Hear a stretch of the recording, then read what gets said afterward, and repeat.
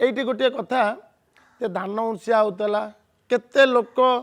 आमे सेठी केते आनंद पाउतले कौन आनंद ना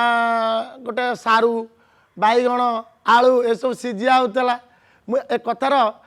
अर्थ हूँ आउ सिझिया जिनस आम पाऊनी पानी रे टिके सिझेकी खाऊँ से टाइप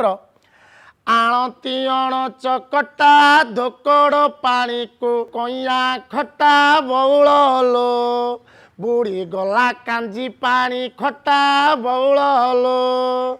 बिरी मंडा पोड़ पिठा आरिसा पिठा को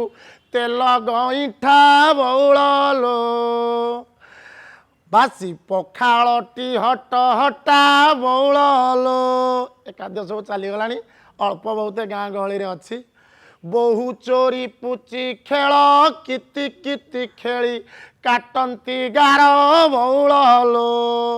तो भाई हेब मोर बर बउल लो बाटी खेल बाड़ी खेल डागर पुआर पुरीची काल बउल लो बाड़ी खेल बाटी खेल ये सब गला ग्रामे नाही टिया खड़ा शाल बहुल लो दोपरी अमार सेना बुढ़ी गला कंथा हेंस मसुणा बहुल लो घरे नाही टी ताल विंचणा बहुल लो धीरे धीरे ताल विंचणा ना एबे जेमता शीत पड़ी गाँ गहली रे हेंस मसिणा कंथा ये सब किछि नाही तथापि किछि मात्रा रे अछि एपारी संसार भितर किंतु यही सब जिनस